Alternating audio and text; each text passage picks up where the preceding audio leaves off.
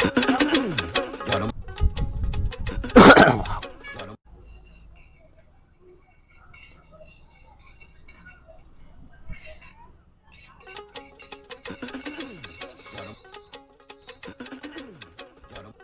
alaikum.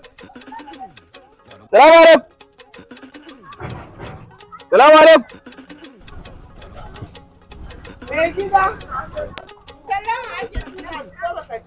To ga nan fitowa.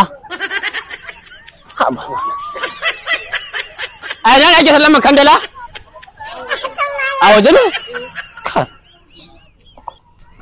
Ɗaraba ne. Me ya faru? A'a, ke fa kika ce min ana sallama a waje. To ka san wa ake sallama ka kai daga innan bakin fita za ka yi yanzu? Allah ya kare kawai. Zan je. A'a mai gida ka tsaya ka dakata mutuwaye. Ki dakata da Allah in je da Allah. Bari in je in ji kowa ne ina zuwa zan dawo.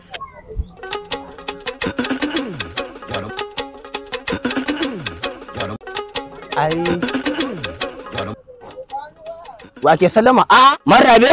Manta ni mu. Kai ke tafe? Wallahi ni nake tafe. Yanzu an nake kwanci a cikin da yake na je gona na dadin na gaji. Ashe kai ke tafe? Wallahi ni ne nake. Yanzu nan kwanta da yake na gaji jiki da jini kaga dole ya gaji. Ka san aikin gona kan. Ya iyalan kuma ya sabuwar amarya. Alhamdulillah. Da ka kai dumurmur da kai.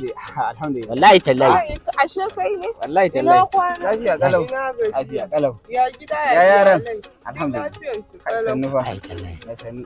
Ya kike karsa da noman nan. Ya haka ne Marrabe? Lafiya kalau wallahi. Ya gidan kuma? Alhamdulillah. Ya amarya? Lafiya kalau. Shanin aure sai hakuri.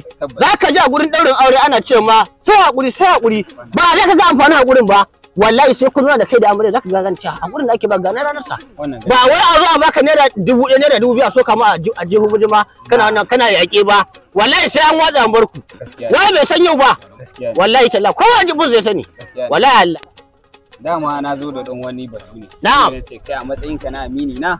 Ya kamata in zo in sanar da kai. Wannan gaskiya ba kuwa. Kai ne zaka iya rike mu wannan amana. Wannan gaskiya ai amana ɗaya ce. Duk wanda ya cisa to fe ta cisa. A ko ina yake.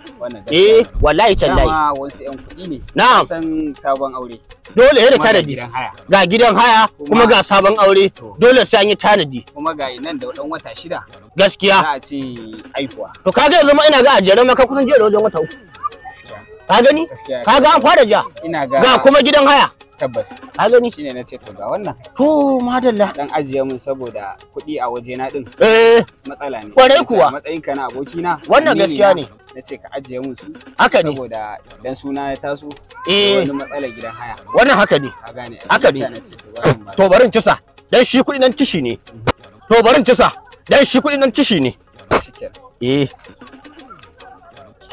7, 8, 9, 10 sun cika 10,000 cas.